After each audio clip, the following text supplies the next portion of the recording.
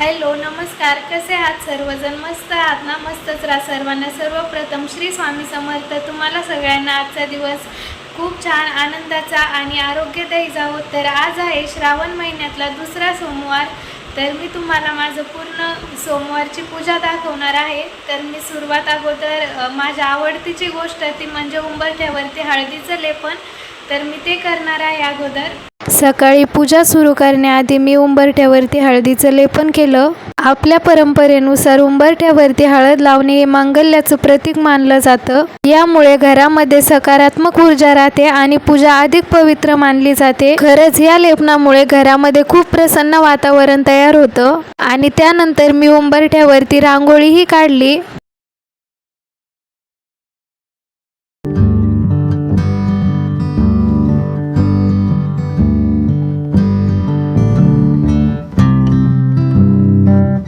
रांगोळी काढून झाल्यानंतर लगेच उंबरठ्याची पूजाही केली. हळदी कुंकू वाहिलं उंबरठ्याला. तर अशा प्रकारे मी उंबरठ्याची पूजा केली. आणि त्यानंतर देवपूजा करायला बसण्याच्या अगोदर मी देवांसाठी फुलं तोडले. कारण एकदा देवपूजा करायला बसलं की मध्ये उठायचं काम नको, त्यामुळे मी अगोदरच फुलं तोडून ठेवते. झाडावरतून फुलं घेताना मनामध्ये श्रद्धा असते. आपल्या संस्कृतीमध्ये हीच खरी श्रद्धा मानली जाते. आणि त्यानंतर इकडे गुलाबाच्या झाडालाही छान फुलं आलेली होती, तर मी ती पण तोडली.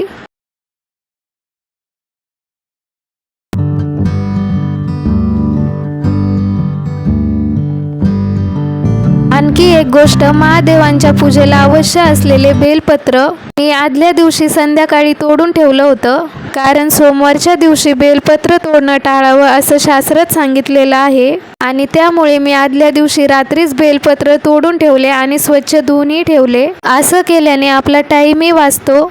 आणि त्यानंतर मी घरातील सर्व देवांची पूजा केली.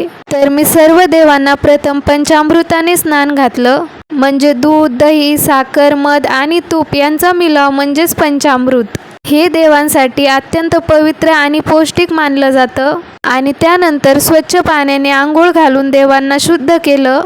ही क्रिया देवपूजेचा पहिला आणि अत्यंत महत्त्वाचा भाग आहे. कारण यातूनच आपण आपली भक्ती आणि नम्रता व्यक्त करत असतो. पंचामृताने स्नान घालणं ही एक परंपरा नाही, तर भक्तीचा एक प्रकार आहे. दूध, दही, तूप, साखर, मध या 5 घटकांनी जेव्हा देवांना आंघोळ घातली जाते तेव्हा त्यांचं रूप अधिक तेजस्वी आणि पवित्र होतं. ही स्नान प्रक्रिया केवळ बाह्य शुद्धता नव्हे, तर आपल्या मनातील भक्तीही प्रगट करते आणि आपल्याला अंतर्मनातून शांतता आणि समाधान मिळते. तर अशा प्रकारे मी सर्व देवांना स्नान घातलं.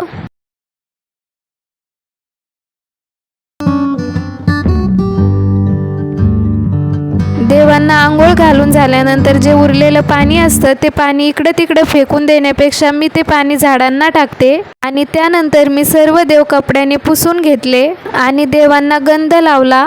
जे पुरुष देवता असतात त्यांना मी अष्टगंध लावते, म्हणजे गणपती, महादेव, खंडोबा यांना.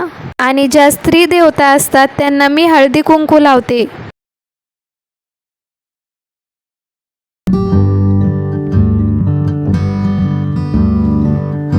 आणि आज मला मंगल कलशही बदलायचा होता, तर मी तो नारळ पाण्यामध्ये ठेवला होता. असं केल्यामुळे नारळ लवकर कोरडा पडत नाही, त्यामुळे मी पाण्यामध्ये ठेवते. तर अशा प्रकारे माझी मनाला प्रसन्न करणारी सोमवारची पूजा झालेली आहे. सोमवार असल्यामुळे मी सर्व देवांना पांढरेच फुलं ठेवले होते, कारण मला सगळीकडे पांढराच रंग हवा होता.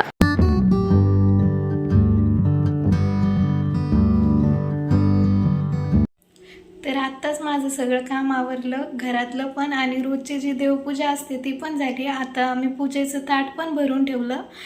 मी सोमवारी पूजा करण्यासाठी व्हाईट साडी घालते, तर मला आता साडी घालायची आहे आणि लगेच मी पूजा करणार आहे. तर अगोदर साडी घालते आणि नंतर पूजा करते.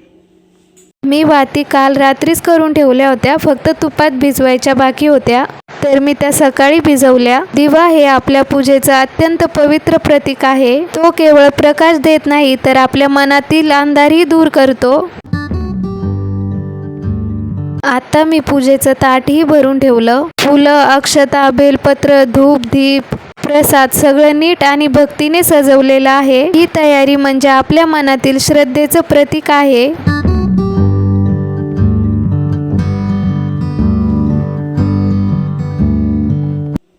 तर मी ही व्हाईट व्हाईट साडी घातलेली आहे आणि पूजेसाठीच घेतलेली आहे मी श्रावण महिन्यामध्ये सोमवारच्या पूजेसाठी.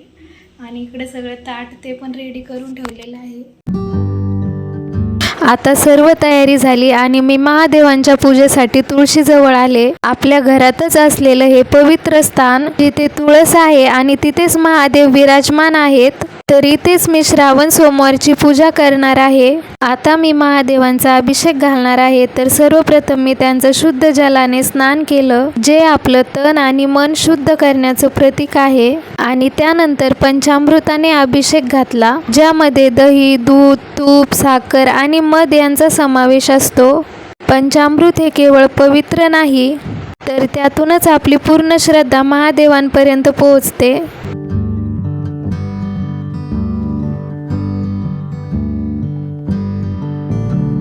पंचामृताने अभिषेक केल्यानंतर मी महादेवांना परत शुद्ध जलाने स्नान घातलं. पंचामृत पौष्टिक आणि पवित्र असलं तरीही शेवटी जल हीच शुद्धता आणि शांततेची निशाणी मानली जाते. त्यामुळे हा जल अभिषेक आपली नम्रता आणि शुद्ध भावनांची अर्पण.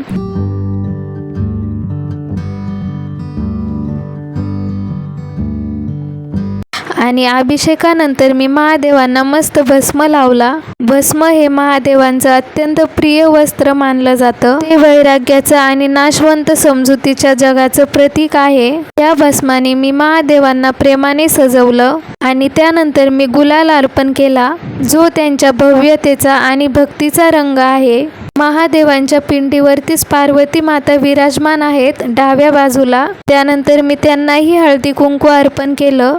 ही पूजा केवळ विधी नाही, तर शिवशक्तीच्या भक्तीची, मिलनाची आणि सौंदर्याची अनुभूती आहे.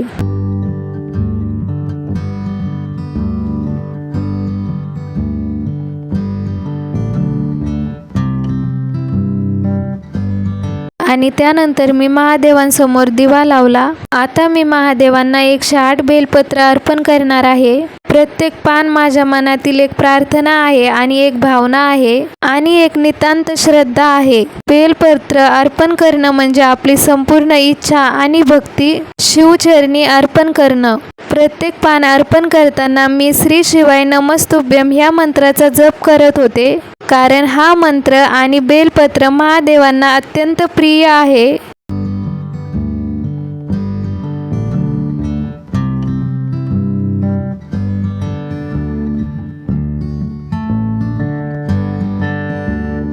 तर दुसऱ्या सोमवारची शिवामूठ होती तीळ, तर मी इथे तीळ घेत आहे. ही शिवामूठ म्हणजे माझ्या मनातील श्रद्धा, समर्पण आणि विनम्रतेचं प्रतीक आहे. ह्या मुठीत मी तीळ समाविष्ट करून महादेवांना अर्पण करत आहे. ही कृती म्हणजे माझं सर्वस्व शिवचरणी अर्पण करणं, शब्द, भावना आणि संकल्पासह.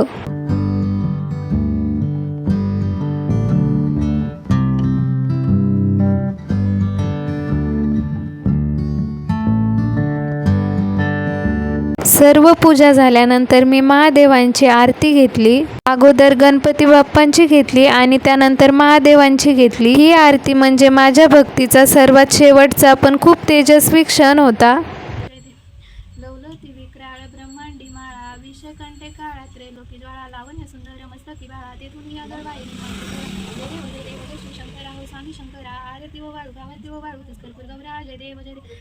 आरती झाल्यानंतर मी घरातील सर्व देवांना आरती दिली.